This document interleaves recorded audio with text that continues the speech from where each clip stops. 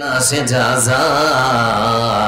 এমন তো হতে পারে জহরে জানাজা মানুষ, এমন তো হতে পারে জহরে জানাজা। আরেকবার বলি ইনশাআল্লাহ নামাজ পড়বো। মহান আল্লাহ রাব্বুল আলামিন কোরআনের বেনাতি সুন্দর করে তিনি বলেন কাইম। যারা একটু ইসলাম মানে লেখাপড়া করেছে আরবি তারা বুঝবে, বড় কাপ দিয়ে কাইম মানে যে কাজ আমাদের সমাজে চালু আছে। আমাদের সমাজে বন্ধু আমার কাপড় পরা চালু আছে বলে জালসা শুনতে যতজন এসেছেন সবাই এসেছেন কাপড় পরেন। আপনাদের মাঝখানে কোনো মানুষ যদি শরীরের কাপড় গুলো খুলে উলঙ্গ নগ্ন অবস্থায় কেউ বসতে চায়, তাকে কেউ বসতে দেবে না, ভালোবাসবে না, পছন্দ করবে না। কারণ যেহেতু সমাজের মধ্যে কাপড় পরা চালু আছে, উলঙ্গ মানুষকে কেউ পছন্দ করে না। সারা পৃথিবীর সমস্ত মুমিন মুমিনা মুসলিম মুসলিমা নারী পুরুষ যুবক যুবতীর বিশেষে আল্লাহর হুকুমকে এরা মান্যতা দিয়ে সমাজের মধ্যে যদি এরা নামাজকে কায়েম করতো, সালাতকে চালু রাখতো, তাহলে পরে দেখতেন বন্ধু আমার সমাজের মধ্যে বেনামাজি খুঁজে পাওয়া যেত না। এখন বলুন বেনামাজি আছে না নেই? কথা বলে না, বেনামাজি আছে না নেই? আচ্ছা আরেকটা প্রশ্ন করুন তো, প্রশ্ন করছি উত্তর দেন তো। আপনারা যে মসজিদটা করেছেন, বড় করছেন, মসজিদ যে বড় করতে হয়, 5 ওয়াক্ত নামাজিদের জন্য বড় করতে হয় না জুমার নামাজিদের জন্য বড় করতে হয়? কথা বলে না, কোন নামাজির জন্যে? জুমার নামাজির জন্য। 5 ওয়াক্ত নামাজির জন্য কিন্তু মসজিদ বড় করতে হয় না। মুসলমানদের কপাল তো এমডি পড়ে দিই আমরা, সেই মুসলমান যারা আকাশের একটা চাঁদ দেখলে মসজিদ ভর্তি করে দেয়, আবার ওই আকাশের আর একটা চাঁদ দেখলে মসজিদ ফাঁকা করে দেয়। সামনে রমজান আসছে তো নাকি, দেখবেন মুসাল্লির অভাব হবে না। আর ঈদের নামাজটা, ঈদের চাঁদটা খালি যেই দেখতে পাবে তখন মসজিদ ফাঁকা, মুসাল্লি আর খুঁজে পাওয়া যাবে না। এরকম হয় না তো? লক্ষ্য করে দেখুন বন্ধু আবার, তখন একটা টোটোয় মাইক বাঁধবেন আর বলবেন একটি হারানো বিজ্ঞপ্তি। আমাদের মসজিদে কিছু মুসাল্লি আসছিল, তাদের পরনে ছিল, মাথায় ছিল টুপি, পরনে পাঞ্জাবি, এখন কিছুদিন থেকে আর খুঁজে পাওয়া যাচ্ছে না। কোন শহরের মানুষ যদি দেখিয়া থাকেন তাহলে দয়া করি আবার আমাদের মসজিদে পাঠাইয়া দিবেন। দেখে আশ্চর্য ব্যাপার, সারা পৃথিবীর মানুষ যদি নামাজ না পড়ে আল্লাহর কোনো ক্ষতি হবে? কোথাও ক্ষতি হবে কি? আর সারা পৃথিবীর মানুষ যদি নামাজ না পড়ে আল্লাহর কোনো ক্ষতি হবে না, পড়লে আল্লাহর কোনো লাভ হবে না। পড়বে নিজের লাভ, না পড়বে নিজের ক্ষতি। কথাগুলোকে মূল্যায়ন করার চেষ্টা করুন। বলছিলাম বন্ধু আমার যে কথা, পরক্ষণে আল্লাহ রাব্বুল আলামিন কোরআন কারীমের আরেক আয়াতে তিনি সুন্দর করে বলেন হাফাতুবিদুনা বিবাদিল কিতাবি ওয়া তাকফুরুনা বিবাদ ফামা জাযাউ মান ইয়াফআল যালিকা মিনকুম। আল্লাহ রাব্বুল আলামিন তিনি ডাক দিয়ে বলেন, ও মুসলমানেরা তোমরা শুনে নাও, কখন মার খাবে, কি কারণে মার খাবে, কেন মার খাবে তোমরা শুনে নাও। আল্লাহ রাব্বুল আলামিন তিনি সুন্দর করে কোরআনে কারীমের ভাষায় বলেন, বান্দা যখন তোমরা আমার কোরআনকে আংশিক অনুসরণ করবে, কিছুটা মানবে কিছুটা ছেড়ে দেবে, বলে এটা নিজের জন্য ঠিক আছে, এটা ঠিক নেই, তো এটা মানলেন আর এটা ছেড়ে দিলেন আর কে? যখন মুসলমান পৃথিবীর বুকে আমার কোরআনকে কিছুটা মানবে কিছুটা ছেড়ে দেবেন, আমি মহান রব তখন ঘোষণা দিয়েছি বান্দা ঠিক সেই সময় আমার বান্দার বিপদে পড়বে আর আমাকে ডাকবে রব্বানা রব্বানা রব্বানা। আমি আল্লাহ সেই দিন আমার কোন বান্দার ডাকে সাড়া দেব না। এটা হচ্ছে মানে দোয়া কবুল না হওয়ার কারণ যে আমরা কোরআনকে নিজের ইচ্ছা মতো করে ব্যবহার করে। উদ্ভট জীবন যাপন মুসলমানদের, বিপদে পড়লে আল্লাহকে বলে স্মরণ করার, বিপদ চলে গেলে বলে আল্লাহকে বলে ভরে যায়। এরকম মুসলমান আছে না নেই?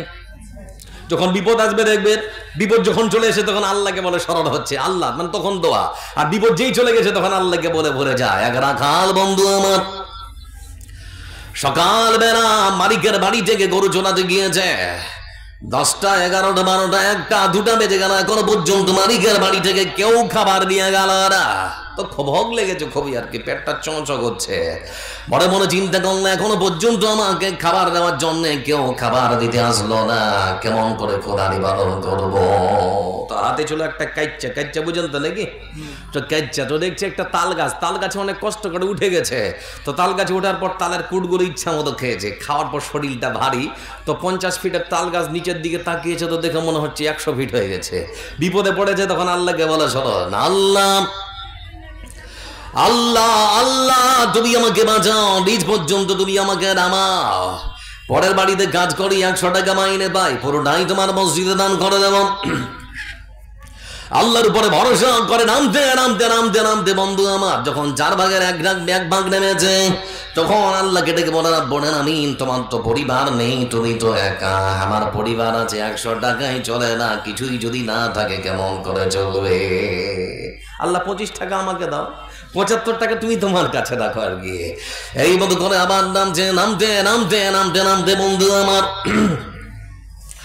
অর্ধেকটা যখন নেমে গেছে, তখন আল্লাহকে ডেকে বলে আল্লাহ কি রদ কি বৃষ্টি সব কিছুকে উপেক্ষা করে গরু ছাগল নিয়ে আসবো আমি, আবার নিয়ে যাব আমি, মাঠে চড়াবো আমি, তুমি নেবে 75, আমি নেবো 25, কেমন যেন হিসাবটা বেমানানো হয়ে যাচ্ছে। আসো 50-50 ভাগ করে নেই, তুমি 50 আমি 50। 3 ভাগ যখন নেমে গেছে, তখন আল্লাহকে বলে রব্বুল আলামিন আমার বাড়িতে আমার বৃদ্ধা মা বৃদ্ধ বাবা, আমার স্ত্রী পুত্র সন্তান 100 টাকায় চলে না, 50 টাকায় চলে না, আল্লাহ তুমি দাও 25, আমাকে দাও 75। আবার যখন গড়ায় রেখে গেছে দোকান ধরে তখন বলতে শুরু করেছে রব্বুল আলামিন আমি না হয় রাখাল, কিছু বুঝি না, বল করে না হয় গাছে উঠে পড়েছিলাম, আল্লাহ কান ধরে বলছি জীবনে কোনোদিন তাল গাছে আর তাল কেটে উঠবো না, তোমার ঘর মসজিদের মধ্যে 25 টাকা তো দূরের কথা 25 পয়সাও দিতে পারবো না। এরকম মুসলমান আছে না নেই? এরা বলেন আছে না নেই? আছে। এদেরই কথা আল্লাহ বলছে যখন তখন তোরা দোয়া করবি, আমি আল্লাহর দোয়া কবুল করবো না। উদ্ভট জীবন যাপন। আপনারা হাওড়া জেলা বলে একটা জেলা আছে, নাম শুনেছেন? হাওড়া জেলা। ইয়াসিন সাহেব দেখছেন না, মানে ভাইরার একজন বক্তা, তার বাবা আর আমরা দুজনে মিলে, আমার শিক্ষক আর আমরা ছাত্র আর শিক্ষক মিলে হাওড়ার উলুবেড়িয়া বলে একটা জায়গা আছে, পাশের গ্রামে আমরা জালসায় যাচ্ছি। তো আমাকে বলছে আব্দুল জব্বার চলো চা খাবো, একটা দোকানে চা খাচ্ছি, আর আমাকে বলছে এবার যে কেন এরা ডাকলো আমাকে, আমি বুঝতে পারছি না। তো বললাম কেন হুজুর কিছু হয়েছিল? বলে হ্যাঁ, বলে গত বছর আমাকে স্টেজে নিয়ে আসলো, সভাপতি সাহেব ঘোষণা করলো এখন সওকাত সাহেবকে দেওয়া হবে, যে যেখানে আছেন তাড়াতাড়ি করে চলে আসো। আমাকে ডিস্টার্ব দিও না বাবু, যে যেখানে আছেন তাড়াতাড়ি করে চলে আসুন। তো আনুমানিক প্রায় 4,5-5 হাজারের বিশাল বড় প্যান্ডেল, খাঁচা খাঁচ সব ভরে গেল। তা আমি আমার নিজের আসন ছেড়ে বসলাম এখানে। তো এখানে যখন বসেছি তো সভাপতি সাহেব আমাকে টেনে আবার পিছনের চেয়ারে বসিয়ে দিয়েছেন, বাবজি যেমন বসে যাচ্ছেন তো এরকম চেয়ারে। তো আমি জিজ্ঞেস করলাম কি ব্যাপার? তো বলছে আমরা একটা কাওয়ালিওয়ালাকে নিয়ে এসেছি, একটা কাওয়ালি গাইবে, তারপরে আপনার পালা। কাওয়ালি বুঝেন তো নাকি? কাওয়ালি শুনেন না, লম্বা টানে কাওয়ালি হয়। তো হুজুরকে এখানে বসিয়ে দিয়েছে, তো বলছেন আমার মনটা খুব খারাপ। তো কাওয়ালিওয়ালা মাইক্রোফোন নিয়ে দাঁড়িয়ে এবার কাওয়ালি গাইতে শুরু করেছে উচ্চ স্বরে, খুব একেবারে লম্বা টান দিয়ে। जिसके सीने में इश्क रसूल नहीं उसका ईमान नहीं, মানে যার অন্তরে রাসূলের ভালোবাসা নেই তার ঈমান নেই। কথাটা সত্য না মিথ্যা?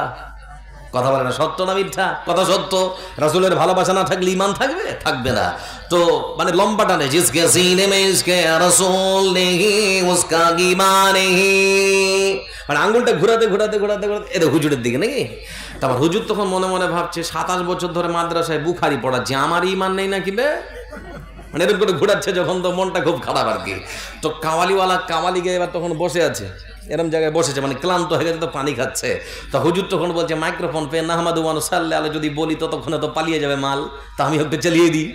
তখন হুজুর মাইক্রোফোন পেয়ে বলতে শুরু করেছে আর কি, জিসকে सीने में इश्क रसूल होगा उसका चेहरे से पता चलेगा, इंग्लैंड से आने वाला, दाढ़ी को मुंडाने वाला, फुल पैंट फुल शर्ट पहनने वाला आशिक रसूल कैसे बनेगा।